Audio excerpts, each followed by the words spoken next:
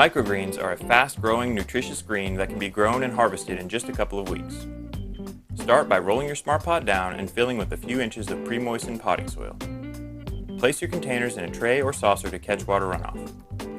Next, add a layer of seeds of the microgreen of your choosing and press lightly into the soil. Cover the soil with a damp paper towel and then cover the tops of your smart pots with clear plastic with holes for airflow. After 2 or 3 days, remove the paper towel and keep containers in a well-lit window under a fluorescent light. Check your soil daily and gently water with the spray bottle when needed. When your microgreens are between 1 to 3 inches tall, it's time to harvest.